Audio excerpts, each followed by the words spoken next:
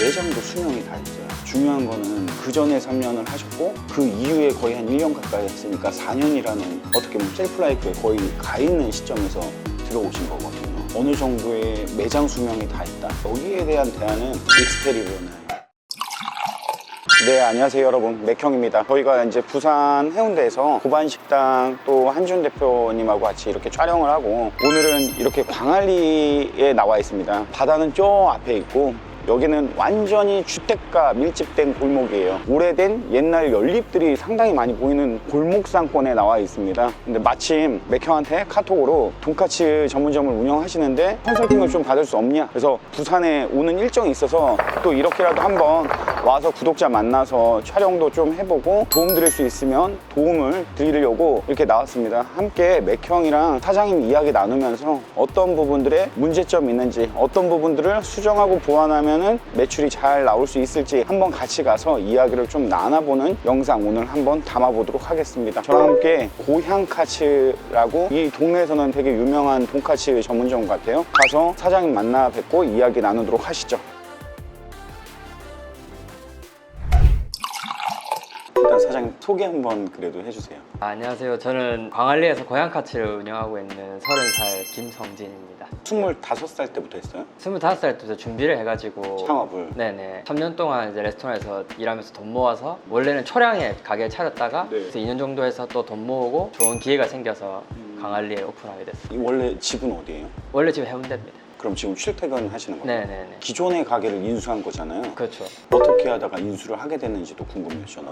전에 있던 가게도 프랜차이즈였는데 네. 마진 단가 이런 게 너무 안 좋아서 네. 돈가스를 공부해야겠다 싶어가지고 돈가스 카페가 있거든요. 거기서 이제 레시피 같은 거 막 찾다가 우연히 이 가게를 내놓는다 글을 발견해가지고 그래서 바로 그날 와가지고 사장님 얘기해서 위치도 그렇고 여러 가지 여건 봤을 때 너무 좋아가지고 하겠다 해가지고 그래서 너무 됐어요. 이쪽으로. 레스토랑에서 어떤 일을 했었어요? 그 인도 퓨전 양식 레스토랑이었거든요. 완전 그때 요리 아예 모를 때였는데 가서 3년 동안 요리 배우고 돈 모아서 이제 하게 됐다. 이전에 사장님께서는 얼마나 운영을 하셨죠? 작년 9월부터 네. 올해 6월까지 1년이 안 됐잖아요. 1년 안 됐어. 1년이 안 된 시점에서 왜 파신 거예요? 듣기로는 이제 혼자 운영하시니까 타지에서 오셔가지고 힘든 점도 많으셨고 자기는 다시 직장 생활 하는 게 좋다 해가지고 고민하고 있었는데 그 찰나에 제가 이게 딱 보니까는 전에 하셨던 그 매출 이런 거 다 봤거든요. 네. 다 봤는데 사장님과 얘기를 나눠봐도 좀 그 속에서 하는 것도 있잖아요. 그런 느낌이 아니고 진정성이 있다? 네, 있고 가게를 제가 몇 번 찾아서 봤는데도 손님들이 계속 있었고 그때 당시에 매출은 어느 정도 되었어요? 그 사장님 처음 만났을 때 이렇게 보여주셨거든요. 엑셀 정리하신 거를.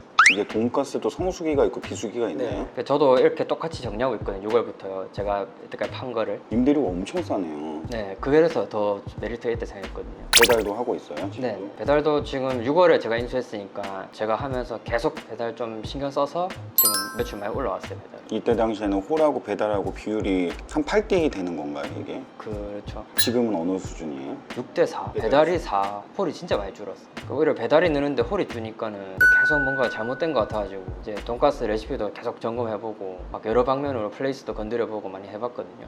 또 인스타 광고도 했었고. 이제 우리가 단서라는 걸 찾아야 되잖아요. 네. 그러니까 인수합 후에는 이거보다 더 높은 매출이 나와야 되는데 점점 매출이 떨어졌단 말이에요. 이제 어떤 일들이 있었는지를 좀 알아봐야 될 것 같고, 사장님께서는 한 2,900대가 최고 매출이었는데 이제 이분도 2,400, 2,600, 2,600, 2,200 매출이 약간 등락의 폭이 있어요. 그러니까 꾸준하지 않고, 그러니까 매출이 꾸준하지 않다라는 거는 아직 가게가 안정되지 않았다. 팬덤층이 두텁지 않을 때 이렇게 매출이 들쑥날쑥해요. 근데 이제 이분은 1년을 운영을 안 하시고 이 전에 분 또 네네. 전에 분은 한 2년, 3년 하셨다는 거예요. 그렇죠. 그분이 이제 대표님이시죠. 이게 보니까 매장 한 3개 있는 것 같더라고요. 네, 맞아요. 가맹 사업을 그 이후로는 안 하고 있는 건가요? 하고 있는데 막 늘리진 않으시는 것 같더라고요. 차근차근 이제. 지금 새로운 모델은 익스테리어도 되게 이쁘게 나가고 하더라고요. 어쨌든 2018년도부터 첫 번째 그 프랜차이즈 대표분이 3년 정도 하셨고, 그리고 양도양수에서 그분이 1년 못 하셨고, 그리고 22년 2022년 6월에 인수하셔서 3개월, 4개월 하고 계시는 거죠. 그러면 이전에 사장님 이야기는 안 들어보셨나요? 처음에는 어땠는지 2018년도에 이 자리에서. 전 사장님 얘기는 들어본 건 없는데 이제 그분이 맨 처음 하셔가지고 엄청 줄 서고 키우셨다 하더라고요. 그래가지고 저 기장으로 이제 넘어가셔갖고 그쪽에서 크게 하시고. 창업자들이 알아야 되는 게 이 매장도 수명이 다 있어요. 업종에 따라서 틀리기도 해요. 한식이냐, 고기냐,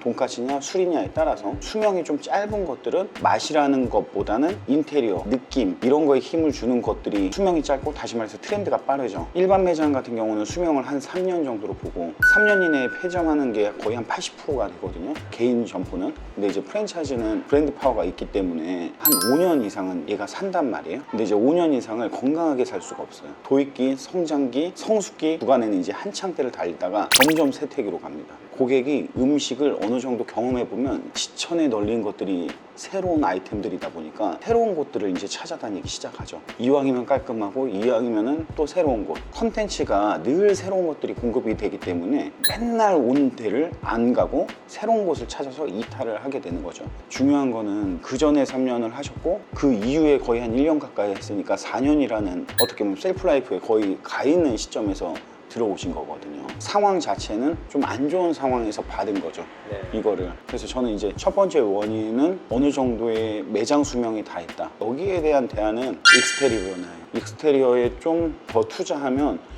못해도 30-40% 매출 올릴 수 있다고 생각해요. 그건 확신해요. 왜냐면 이런 사례들을 워낙 많이 봤거든요. 마케팅도 지금 꾸준히 하고 계시잖아요. 꾸준히 노력을 하시고 계시지만 그걸로써 고객들한테 어필할 수 있는 것들은 한계가 있죠. 그렇다고 안 할 수는 없으니까 투자가 어느 정도 들어가야 되는 시점은 저는 맞다고 봐요. 그리고 가격을 올린 적이 있었어요. 네. 가격을 딱 요 근래 2달 전에 올렸거든요. 저항값이라는 게 있어요. 가격이 부담을 느끼는 구간이 있는데 돈가스에 14,500원? 이전의 가격은 제가 얼마인지 모르겠지만 네, 13,500원, 1,000원씩 낮았어요. 1,000원씩 네네. 올라간 거죠. 아무래도 좀 물가, 식용유 값도 다 오르니까. 대부분 찾아오는 고객들이 20대가 일방적으로 많네요. 지역에 있는 사람들이 오죠, 여기. 관광객 거의 위주로. 물론 이 친구들이 같이 소비하기 때문에 가격에 대해서 크게 저항 없다고는 하지만 약간 이제 이런 개념이 있거든요. 콩나물 볶음밥을 예를 들어 계속 가격을 막 올려서 8,000원, 9,000원이 되면 이 저항값이라는 게 생겨요. 그러니까 메뉴마다 다 그런 것들이 있거든요. 어느 정도 가격 저항이 생기고 있다라고도 볼 수 있어요. 딱 한 가지만 문제가 돼가지고 매출이 빠지는 건 아니거든요. 가격 올리는 거는 물론 지금 뭐 인건비나 모든 게 다 올랐지만 이제 여기에 메리트가 월세가 싸잖아요. 지금 77만 원. 이 월세 부분을 고객들한테 돌려줘야 된다고 생각하거든요. 월세 포지션이 한 2% 수준? 이거밖에 안 돼요. 보통 10% 기준으로 하면은 이걸 이익으로 가져가면 안 되고 재료비에 넣으셔야죠. 재료비에 넣는다는 거는 여기서 더 양질의 재료를 쓰는 것도 중요하지만 가격을 낮춰서 고객 저항을 막아주는 거. 잘 나온단 말이에요. 음식은 블로그나 이런 거에 이미지를 찾아봤을 때 맛보지 않아도 음식은 잘 되고 있다 이 생각이 들어요. 근데 이제 그게 고객이 이제 이해할 수 있는 수준의 가격이 안 돼 버리니까 이런 것도 용기라고 생각하거든요. 아무리 힘들어도 음식값 올려받지 않겠습니다. 우리는 여기까지 찾아온 여러분들이 더 소중합니다. 막 이제 이런 거를 마케팅하는 거죠. 프레임을 씌우는 거예요. 프레이밍 마케팅이라고. 가격을 내리는 거는 메뉴 빼는 것만큼 엄청 어려운 일이에요. 돈을 벌기 위해 하지만 사실 가격을 올린다고 해서 돈을 버는 게 아니라 10팀 올 거 7팀, 8팀이 그거밖에 안 오는데 결국에 계산해 놓고 보면은 편하게 매출은 올릴 수 있지만 실질적으로 판매하는 매출은 예전과 대동소이하거나 오히려 적을 수가 있다는 거죠. 시설적인 노후화 그리고 가격적인 인상 부분 이제 이런 게 지금의 매출을 좀 떨어뜨리고 있지 않을까. 그리고 스마트 플레이스를 하실 때 이제 중요한 거는 통계에서 저는 유입 키워드가 진짜 중요하다고 생각을 해요. 이것들을 보고서는 지금 고객들이 다 찾아오는 거잖아요. 근데 이제 여기서 특이했던 거는 네이버 지역 소상공인 광고를 하고 계시더라고요. 네네. 그래도 이렇게 찾아오는 게 7% 거의 한 10% 가까이 이걸 보고도 찾아오니까 저는 안 했었거든요.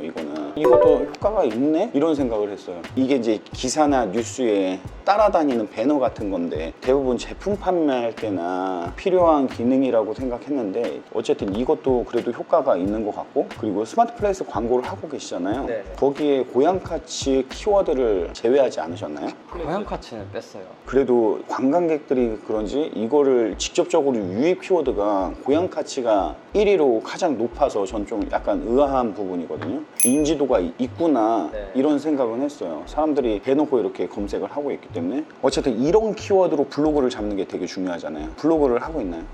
블로그는 안 하고 있어요. 저는 블로그가 되게 중요하다고 생각하는 게 가장 마케팅의 기본은 물론 스마트 플레이스예요. 상위에 노출시키는 거. 근데 고객들이 옛날처럼 한 가지 채널로 이거를 보고서는 가야겠다 생각 안 하고 인스타 보고 블로그 보고 확인하고 검증을 하잖아요. 노출이 되는 게 되게 중요한데 스마트 플레이스에도 노출이 돼야 되고 블로그의 상위에도 노출이 돼야 되고 심지어는 기사에도 노출이 돼야 된다고 생각해요. 다른 사람들 기사 잘 안 쓰거든요. 7만 원, 6만 원 정도면 기사 발행돼요. 기사도 키워드가 연결이 돼서 내가 블로그가 밑에 보이지도 않는데 있을 바에는 스마트 플레이스 올라가고 네이버 지식인 올라가고 거기 이제 순서대로 뭐 동영상 올라가고 기사 올라가고 그 광안리 돈가스를 검색한 다음에 밑으로 쭉 내리면서 볼 거란 말이에요. 그래서 그렇게 해서 소비자들한테 보여지게 하는 거. 지식인도 마찬가지로 직접 질문을 써서 내가 답변도 달고 다른 아이디로 그렇게 해서 지식인의 광안리 돈가스는 고양카츠가 맛있더라는 대답까지 연동해서 쓰도록 스마트 플레이스만 너무 집중하기보다 한 페이지에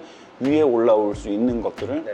계속 하면은 노출이 돼서 이렇게 클릭을 해서 찾아오는 거기 때문에 전혀 쓸데없는 짓이 아니거든요. 네이버에 보여지는 것들은 다 해야 된다. 이제 마케팅은 어쨌든 꾸준히 하시고 여기에 만들어서 리뷰 이벤트 이런 것도 하시고 하기 때문에 이런 부분만 좀 신경 써서 하시면 네. 이렇게 주당 클릭률을 이제 항상 보셔야 돼요. 보시면은 이제 조회수 주간 일주일간 평균 얼마가 찾아왔는지 1185명이 이제 클릭해서 들어왔으면 내가 평균 조회수를 2,000으로 늘리겠어, 3,000으로 늘리겠어. 내가 이제 마케팅을 어떤 걸 계속 하면서 늘어나는지를 계속 체크해 보셔야 돼요. 그래야지 이 주당 조회수가 말 그대로 고객 수랑 똑같거든요. 네. 어디서든 보고 이 사람들이 찾아온 거잖아요. 조회수가 어떻게 변하는지. 그래서 목표가 2,000이 되면 아마 매출이 올라가 있을 거예요. 블로그도 광안리 돈가스가 3,000명 이상 검색을 하더라고요. 광안리 돈가스 상위에 인플루언서가 쓴 블로거가 포스팅이 되어 있어요. 네. 그런 사람들한테 정성스럽게 쪽지 보내세요. 쪽지 보내가지고 우리 고향같이 설명해주고 오시면은 내가 어떤 음식을 제공하겠다고 안내하고 이렇게 해서 그 사람들이 와서 하나 써주는 게 낫지. 네. 그냥 배포형, 확산형 막 200개, 100개 해봤자 의미가 없어. 차라리 최적화된 블로거한테 상위에 노출시킬 수 있도록 하는 게 더 오래 위에 남아있어요.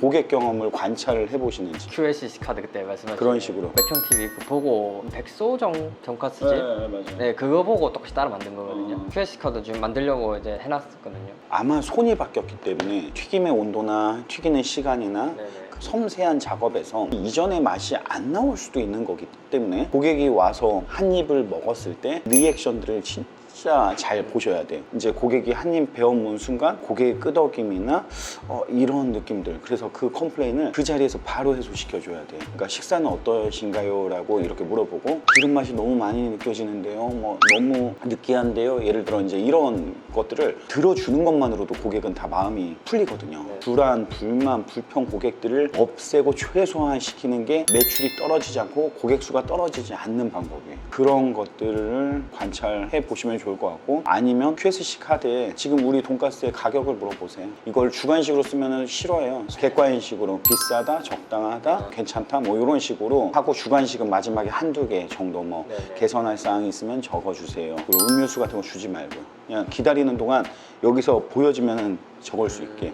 여기에 찾아온 사람이 어떤 경로로 찾아왔는지, 블로그 봤는지, 스마트 플레이스를 봤는지, 아니면 소문을 듣고 왔는지, 여기 찾아온 사람이 찐인 거잖아요. 그 사람들한테 이야기를 듣고 그런 마케팅을 해야지 효율이 높아져요. 여기에서 하는 마케팅이 틀리고 서울에서 롱텀러시가 하는 마케팅이 틀려요. 이 고객들한테 물어봐야 돼요. 여기는 관광객들이기 때문에 내가 혼자 고민해서 잘못하다가 헛다리 집을 수가 있으니까 네네. 찾아온 사람들이 찐 고객이니까 그 사람들 통해서 다 물어보세요. 마케팅 물어보고, 가격 물어보고, 음식만 물어보고, 여기 환경, 분위기 물어보고, 뭐 누군가에게 추천할 의향이 있으신가요도 물어봐도 돼요. 이런 식으로 하다 보면 자리가 잡히기 때문에 너무 시간이 오래 흘러서 매출이 빠질 대로 빠지잖아요. 그럴 때 이제 저 부르면 저는 그냥 가게 양도양수 내지는 간판가리. 왜냐면 살리기가 어려워. 근데 지금 이제 어느 정도 기본 이상은 하되 더 노력을 해서 더 많은 매출을 만들려고 하다 보니까 이제 저를 부르신 거잖아요. 맞아요. 평일 상권이에요? 주말 상권이에요? 여기? 주말이 더 크죠. 월, 화, 수, 목, 금이 꾸준해요? 매출이? 수요일이 좀 많이 낮아요. 평균 대체적으로 수요일이 네. 항상 빠져요. 평일과 주말 나눠놓고 평일의 매출이 매주 수요일이 빠지는 건 상관이 없지만 월요일날 잘 됐다 화요일날 빠졌다가 막 수요일날 올랐다가 막 심박수 뛰듯이 뛰어버리면 가게가 자리를 못 잡고 있는 거예요. 그러니까 평일도 꾸준해야 돼요. 계속 꾸준해야 돼요. 그거는 고정 고객이 확보가 되어 있다는 거예요. 매출을 꾸준하게 만들면 건강한 매장이 돼서 5년이라는 이 셀프라이프가 8년도 될 수 있고 10년도 될 수 있어요. 건강관리를 하는 거. 이게 똑같아요. 매장도 그런 관리를 해야지 오래 살지, 관리 안 하고 오픈하면 그냥 메뉴 만들어서 가격 정해서 팔면 된다고 생각하는 사람들이 너무 많아요. 그것도 마케팅만 하고 고객 경험 관찰 안 하고 어디서 문제인지 모르고 연속 반복이 계속 되다 보니까 돈 넣는 거죠. 자리도 좋고 열정도 있고 제가 볼 때는 임대료도 싸고 나중에 좀 하다가 정말 내가 분위기 한번 쇄신해 보겠어, 평균 매출은 내가 3, 4천 원 만들어 보겠어 하면 저는 진짜 외부 투자하라고 하고 싶어요. 오히려 그게 훨씬 원금 회수 빨라요. 그러니까 내가 투자는 비록 했지만 매출이 올라서 이익이 커지면 원금 회수가 훨씬 빨라집니다.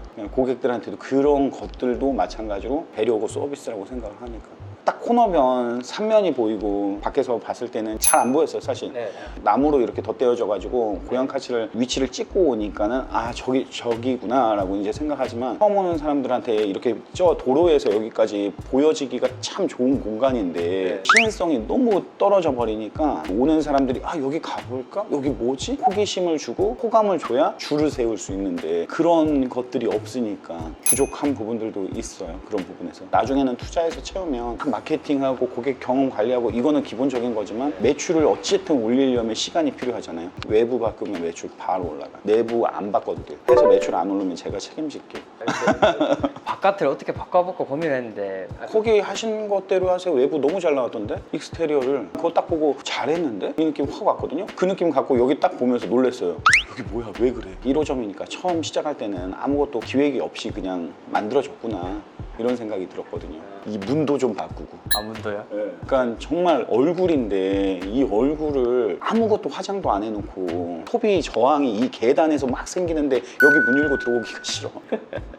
그래서 내부에 투자하지 말고 외부에 투자하고 테이블에 투자하고 조명에 투자하고 그게 다예요. 나머지는 비워놓고 포인트만 찍으면 되는 거. 그러면 훨씬 퀄리티가 올라가거든요. 그러니까 가구가 되게 중요해. 진짜 만약에 투자한다면 가구까지. 그러면은 고객들도 화려하고 이쁜 음식이 어디에 세팅하느냐에 따라 달라지잖아요. 그러면 이 가격을 내가 이해할 수 있는 수준이 지금 안 되어 있는 거예요. 그냥 단순히 비싼 거죠. 그러니까 이제 가치를 찾아야 되는데 가치를 찾을 게 없어. 지금 상황에서. 단순히 그냥 재료비 오르고 뭐 인건비 오르고 막 하니까는 가격 올려야지 이렇게 올려버리는 순간 이제 이탈이 일어나는 거죠. 여기는 좋은 기운을 가지고 있다고 생각해요. 이 자리가. 사장도 또 열심히 노력을 하시는 스타일이고 저한테 카톡 쓰고 만나자고 이렇게 하는 것도 사실 열정이 있으니까 하는 거지. 안 그러면은 그냥 계속 이 안에서 그냥 혼자 머리만 쓰다가 아무것도 못 하고서는 오늘 지나면 뭐 내일은 나아지겠지 내일은 나아지겠지 그러다 안 나아지는 거죠. 그렇게 한번 일단은 해보세요. 네. 고객한테 물어보는 거 그게 가장 빠릅니다. 직영점 많이 하면서 안 되는 매장들도 워낙 많이 겪어보고 계속 보완 뭐가 효과가 있지? 직원들한테 물어보지 말고 우리 매장에 찾아온 소비자들한테 물어봐야 되겠구나. 그게 엄청 큰 도움이 됐었어요. 가치가 진짜 맞는 것 같아요. 가치. 지금 같이 경쟁을 하기 위한 가격대예요. 물론 이제 음식의 퍼포먼스는 상당히 좋은데 제공하는 공간이나 이제 소비자들이 봤을 때 비춰지는 모습들이나 이런 것들은 음식만큼 따라오지를 못하고 있는 거죠. 마케팅을 딱 예산을 정하고 하나요? 네, 좀 정해놓고 하는 편이에요. 세금도 예를 들어 뭐 한 3% 빼겠다, 한 달에 뭐 5% 정도 마케팅 비용을 쓰겠다 이렇게 예산을 정해서 하시고 외부를 투자하는데 어느 정도 비용이 드는지 한번 계산해 본 다음에 투자하는데 뭐 한 2천만 원 예를 들어 든다라고 하면은 그거 금방 회복해. 이익으로. 매장이 지금 5년 된 애잖아요. 그렇죠. 나이가 들었어요. 좀 뭔가 새로운 변화를 줄 필요도 있어요. 그게 이제 고객에 대한 예의이기도 하니까. 또 궁금한 게 있나요? 이 정도면 해도 지금 엄청난 도움이 되는 것 같은데요.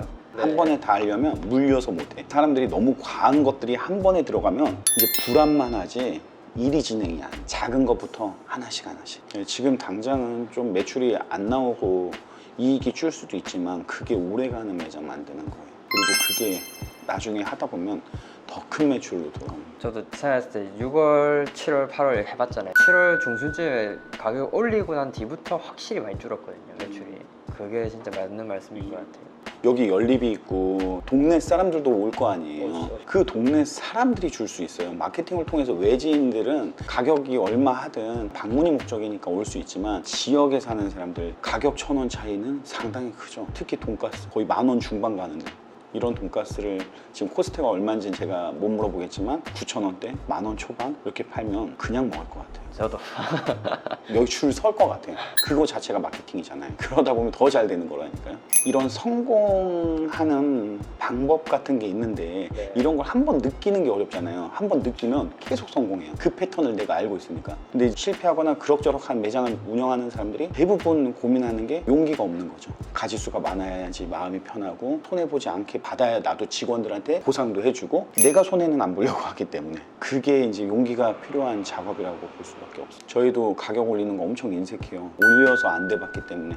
저희도 피자 지금 포장 할인을 3,000원씩 하는데 가격이 계속 오르면서 저희끼리도 이거 올랐는데 이거 포장 할인은 없앨까? 아니 2,000원만 할까? 막 이러다가 그래도 꾸준히 찾아오는 사람들이 있으니까 이 가격을 그냥 유지하자 했는데 가격이 남들이 더 올리고 있는데 피자 한 판에 10,000원 주고 사가니까 이 사람들이 너무 싼 거예요. 그러니까 더 많아졌어요. 그래서 이거는 그냥 포기하지 말고 고객들한테 혜택으로 돌려드리자. 그래서 이제 계속 유지를 하는 거거든요. 오늘부터라도 움직이십시오. 바로 움직여요. 틈틈이 저한테 뭐 했는데 네. 어떻습니다라고 저한테 이렇게 한 번씩 공유해주면 좋을 것 같아요. 더 필요한 부분들이나 할 수 있는 이야기들 그런 것들을 제가 또 해드릴게요. 감사합니다. 오늘 방알리에 왔으니까 뭔가 일을 하고 가는 것 같은 네. 느낌이 들지만 이게 나중에 잘 돼서 저한테도 간접적인 보람이 되면은 너무 좋을 네. 것 같습니다. 오늘 촬영 함께 해주셔서 감사합니다. 잘 먹었습니다. 오늘 촬영은 여기서 끝!